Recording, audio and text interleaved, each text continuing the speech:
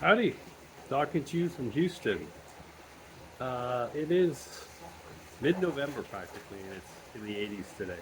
Loving it. Still chasing that sun a little bit more before I go back to the cold winter of Idaho. Just a quick check-in here. I haven't been doing these videos very often because I got a lot of other things I've been doing, but this is a big picture thing. I'm always talking about see the big picture, and so we've got, growing chorus, or it's been growing chorus on the left, on the far left, about Trump and Epstein. Epstein, Epstein, Epstein. Um, and some things came out yesterday. They released a lot of files, and some of them unredacted, and nothing really. They're, the news, the fake news comes out as always saying, "Oh, we've got Trump this time. We've got him this time," and it's a nothing burger.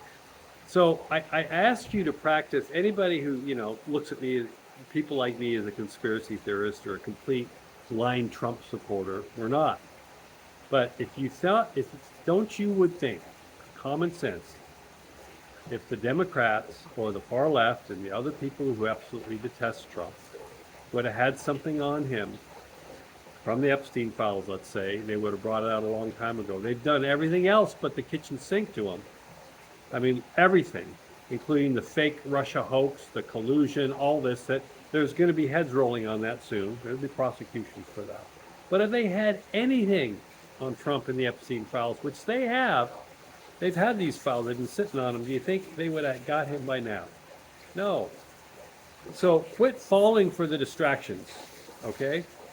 Um, uh, those I don't know if all those Epstein files are going to be released all at once or all of them will be released, but Trump and team plays such a brilliant game of 5 steps ahead of all these people. They just walk right into his trap. So the focus has been Epstein, Epstein. I'm seeing friends of mine, people I know on Facebook, I should say, that are saying, "We got him this time. We got him this time." Epstein, he's going to go down 2 weeks away from his presidency ending, blah, blah, blah. But they're so focused on one name on that Epstein list, Trump, that they're completely oblivious to everything else that could be coming onto it. So when that list comes out or people who are involved, it's going to cut a wide swath through everything.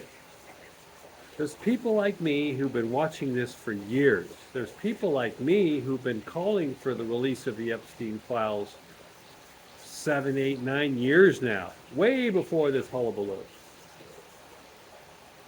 It's not just the files, it's what Epstein was doing, it's what he represents, it's the child trafficking, it's the child grooming, all that's coming out. It will come out.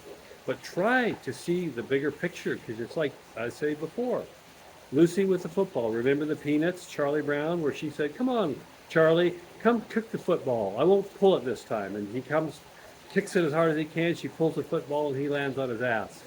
This is happening time and time again. Distraction, distraction, distraction. And I'm not saying you need to like Trump. You don't need to support Trump, but see the bigger picture of what's really going on because what's happening now and what's going to really be happening down the road, at the end of the day, is going to benefit we, the people. We are taking our power back. Trump is helping with that, yes. That's what I believe, that's what many of us believe. But we are taking our power back. The power belongs with us. And to do that, we've got to expose all this fraudulent activity, all these lies that have been perpetuated upon us for decades upon decades upon decades. And there's going to be a lot of uncomfortability with that.